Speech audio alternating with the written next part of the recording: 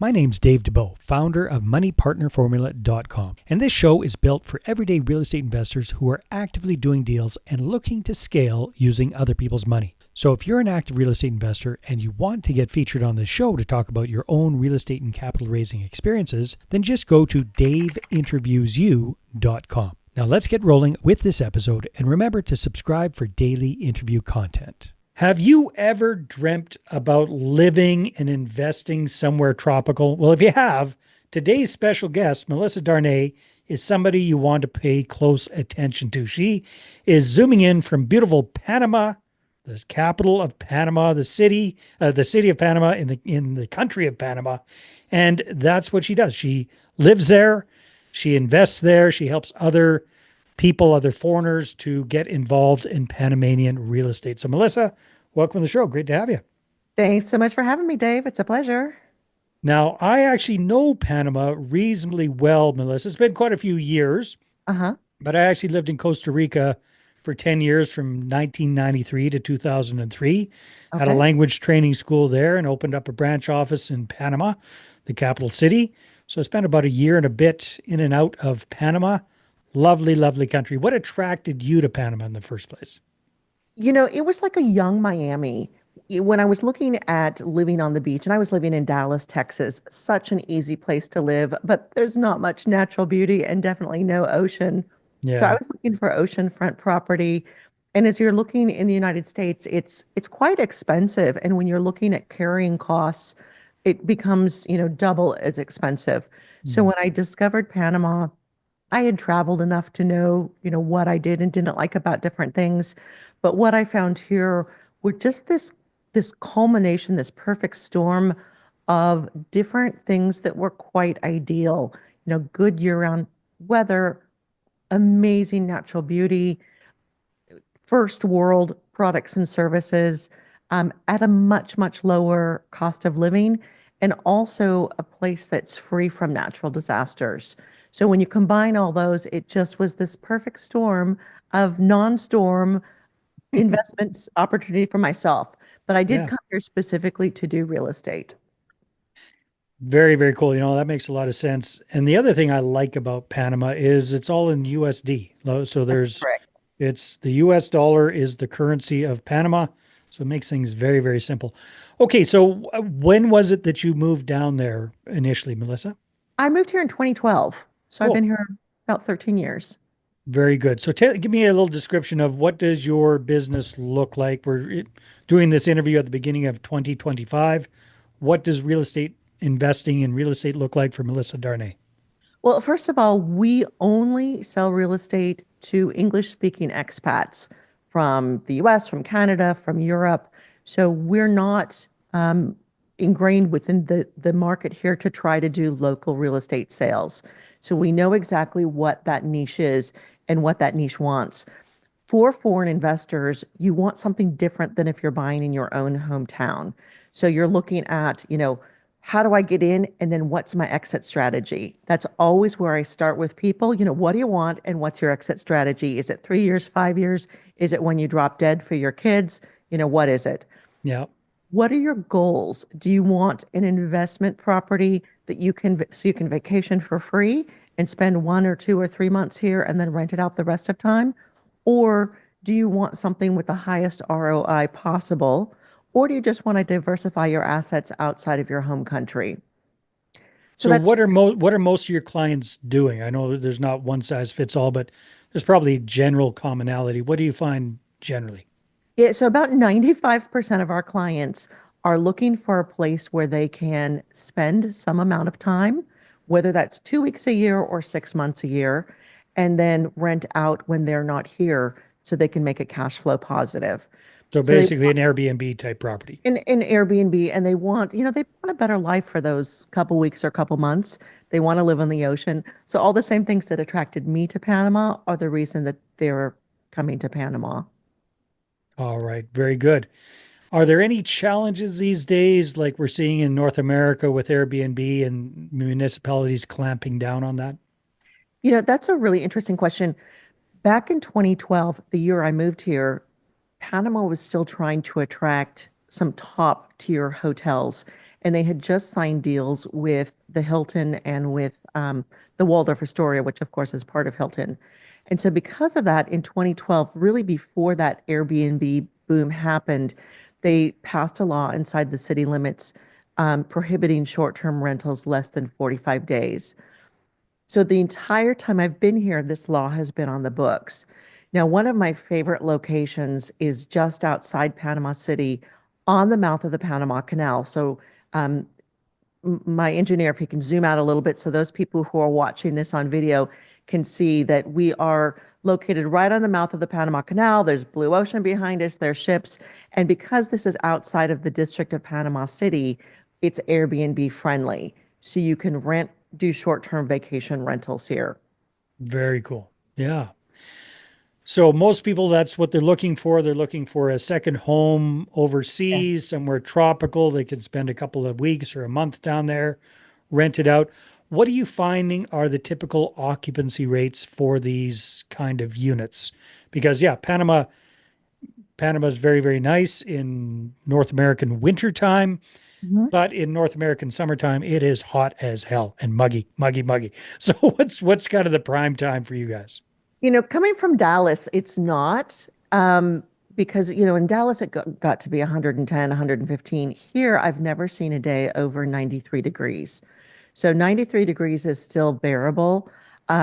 There are what I'm going to call shoulder seasons, and for example, like mid-April to mid-June, where it's more humid than the rest of the year. And those are the uncomfortable months. So I always tell people, look, if you're coming here for your own personal enjoyment, that's probably not the time to come because it is the most humid. But this time of year, yes, it's amazing. The humidity is very low, but also toward the end of the year, so August, September, October, November, December, it's also lovely. It rains, so it's humid, but it's not uncomfortably so. Um, Personally, that's my favorite time of year because I love how it can be sunny in the morning and then a tropical shower. And so you get a little bit of everything, and everything is so green and lush. Um, but yeah, there is something for everyone. And a lot of people who have bad weather, whether it's too cold where you are or too hot where you are, this is that nice medium. Yeah. There's also areas we also do a lot of business in Boquete, which is a mountain town where the average temperature is in the 70s all year long. Yeah, very nice. So, Melissa, do you primarily focus on properties that are already completely built out, or do you also get your clients involved in development type deals? Yes, we offer pre-construction. One thing being an expat, not all pre-construction is created equally in Mm, Panama. So there's only a couple developers that I would steer my clients toward for pre-construction deals. For those developers, I would want to, show them a track record of them completing projects on time, on budget. They're not going to get any surprises. Um, Most of my clients buy from me time and time and time again, and they refer clients. So rather than, making one sale on something that's sort of iffy, I do want to keep my clients around long term because I plan on being here long term. yeah, well, that's the thing. I mean, Panama, Costa Rica, most countries in Central America, they're absolutely beautiful, but it can still be the Wild West when it comes to legalities and properties and expatriates, foreigners buying properties at these kind of countries. Um, yeah, I've seen and heard quite a few horror stories about people getting in with unscrupulous developers and get unscrupulous lawyers and getting scammed out of their money. So, And, how do and, you help protect your clients in those Yeah, circumstances? and one of the things we bring to the table is our Rolodex. And Yeah. I would say just as much as anything else, we know the people who can deliver and the people who can't. And really, when you're thinking about investing overseas, even if you're investing a couple $100,000 and you're a multi millionaire, you don't want to lose it. You don't Mhm. want it to get caught up in some litigation. So with our understanding of who's legitimate and who you're going to get the best value from, I really think that that's the value that I bring to the table. Yeah. So there are a lot of pros to investing in Panama. who is this really not a good idea for? Like it's not for everybody, obviously. So who Right. is not an ideal type client for you and for purchasing in Panama? There's a lot of information out on the internet that you can live on $600 a month. Hmm. And I find that to not be true. Okay, is it technically true? Yes, because Yeah, that's there's some not very well off Panamanians that are doing exactly that, but it, there's exactly living style is very right. different.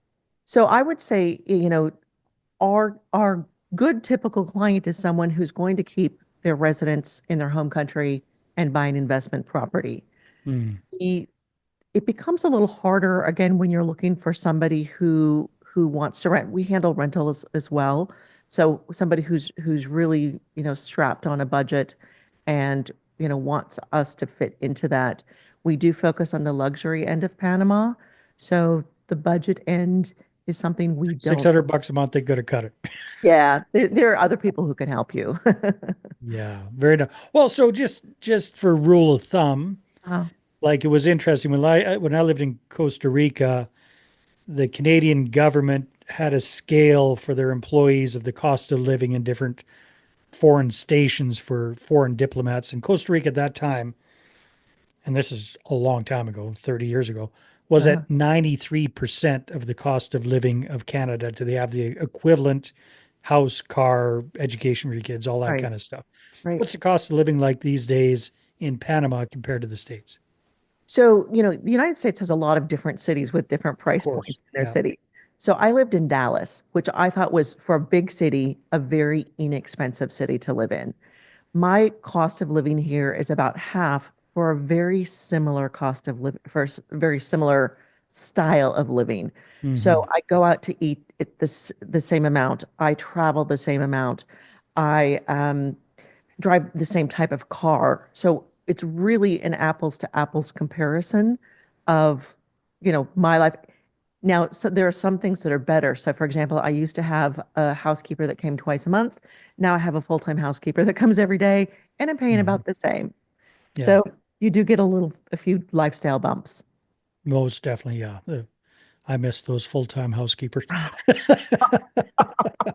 That's why I could never go back. Yeah, it would be very, very tough. That's for sure. Um, Very cool. One thing that I remember distinctly living in Costa Rica, which you probably avoid because your clientele is typically living very part-time Right. in Panama, right? But one thing I remember with expatriates in Costa Rica was them constantly, once they've been there for a while, bitching and moaning and complaining that it wasn't like back home, right? That the efficiency wasn't there, the people Right. were kind of slow, that it wasn't snap snap, kind of those kind of manana complaints. What do you Right. find are some challenges that some of your clients might have adjusting to a different culture? I think just like anywhere, if, for example, if you were going to join an internet group, there's always going to be some percent of complainers Hmm. who don't leave the group, they just complain. And I think you're going to find that here, some places more than others. And again, some people who are the biggest complainers, there are some budgetary constraints. Um, but you just have to, not be friends with them when you see them. Good morning, good afternoon, good evening, and Hmm. just like you would anywhere else, don't bring them into your circle because those negative Nellies, can multiply. But if Yeah. you just keep them at arm's length and focus on all the rest of the people who are so happy and really enjoying life, then that's a choice. Hmm. But I do think because the people who, again, tend to be my clients are people who have houses in multiple locations, they don't have time for some of that negativity because they're just too busy. Well, it's not so much that I was asking about. It's more like how do you prepare your clients for the differences they're going to feel culturally and efficiency wise spending time in Panama compared to living the Yeah, normal days in the States or Canada? we do try to prepare them a little bit for that. Panama City isn't so much of a culture shock Hmm. as some of the interior areas. So, like Boquete is a big area for retirees, But if you go to a restaurant boquete, you're going to, you're going to wait an hour before they actually bring your food. Mm, So you have to, and when we're discussing areas with our clients, we always say, now, is this okay with you? mm. Because if you are an A plus to personality, you've got to be in or near the city, period. Yeah, And again, this is where sort of experience comes in because the further you wait, you get away from the heartbeat of the city, of the action. Things do take longer. There's a lot more holidays in Panama. I'm sure it was the same in Costa Rica. There's a lot more holidays here than I was used to. So you have to just know if there's a holiday weekend, it's not going to be 3 days or 4 days that are, closed. It's going to be the day before, a day or two after, and you have to prepare for it. And you have yeah. to know there's absolutely nothing you can do to change the culture. So you either have to enjoy it and kind of get on their bandwagon, or it will make you crazy. Well, well said. Yes, yes. I remember that distinctly. And luckily, I went there young enough that I was good with all of that. Very good. One of the recommendations I always had was, there's a big difference between visiting a place on vacation for a week or 2 weeks and falling in love with it versus living there, even short term, 2, 3 months kind of thing.